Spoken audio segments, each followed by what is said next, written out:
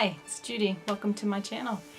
If you are interested in hearing about the details about how week 1 went for my training for running in a half marathon, stick around. Well, week 1 is in the can. Yay! Big thumbs up. I made it. I'm still alive. I'm a little achy and a little sore in some places, but that's just part of exercise. I ran 5 days and I ran 30 minutes each day. I came to a total at the end of the week 9.06 miles for those 5 days, which for the first week back running I don't think is that bad at all. I'm quite proud of myself. I have changed my diet 2 weeks ago, and I have, between that week, 2 weeks ago and last week, I've lost a total of 4 pounds. We are headed in the right direction. I noticed on those 5 days, those 5 different workout sessions, that each day I could run more. I'm doing the run walk method, and on Friday, the last day that I ran was Friday, I would run a stop sign, well, not even a stop sign, run from a road sign to the next road sign and then walk, and then run for the next road sign. But I'm doing about half and half, which I think for the first week is pretty good. Now, last week when I started, I showed you that the training schedule for runDisney, and that's basically what I did this week, except instead of running 3 days, I ran 5 days. I know for myself that I need to run more than 3 days a week. I ran 5 days because I didn't want to run this weekend. So I took both Saturday and Sunday off, but I still did a total of a little over 9 miles. I did go online and I found a new schedule. This has you doing a half marathon in 20 weeks, which is similar to what the runDisney half marathon was. I will put the link down below of where I got this at. And it has the first 6 weeks, it has you running 4 days a week. But it actually, instead of running for 30 minutes, it gives you an actual mileage that you are supposed to be running. And I don't know about you, but some days I could do, in 30 minutes, I could only do half a mile. The next day I could do 2 miles. It just, for me, I need that mileage goal, not the time goal. And this more accurately has it. So we're gonna start off with this one, since I do have a set date. I'll tell you about that in a minute. Let's go down to week 7, which is when you start running 1, 2, 3, 4, 5 days a week.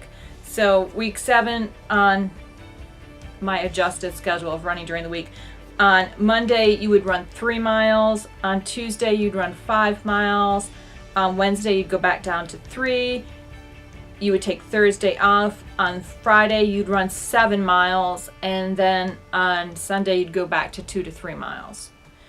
And from then on you're running 5 days a week and only taking 2 days off.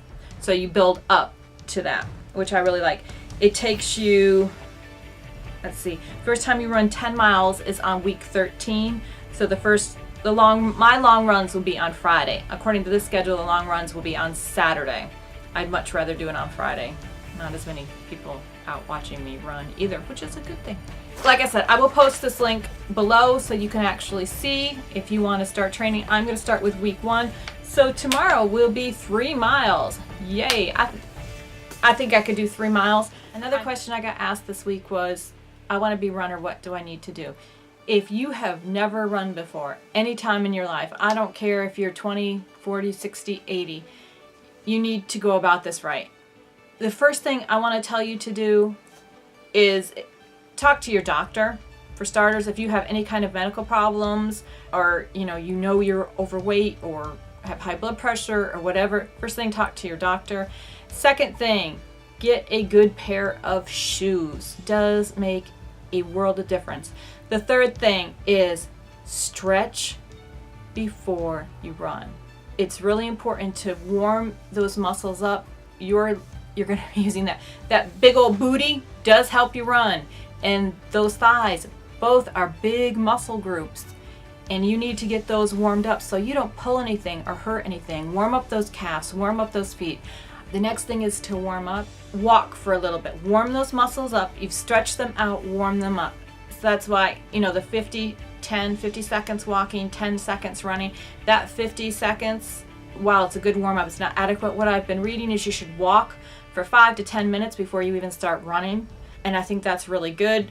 If you're only doing 30 minutes, you got 10 minutes warming up and 5 minutes cool down, and you're not running for a whole lot. So I need to still find that balance. But warm up, walk for, if you feel comfortable at a minute, 2 minutes, warm those muscles up. You've stretched them out really good, you need to warm them up. So you've gotten these muscles all nice and flexible, you've been out there running, you stretched, you warmed them up, and then it's time to cool down. If you don't come to you've been running, just come to a sudden stop. Take a few minutes to stretch out, to cool down, to calm your breathing. You never want to be huffing and puffing. You take some time for inner reflection, for meditating, whatever. Just, do.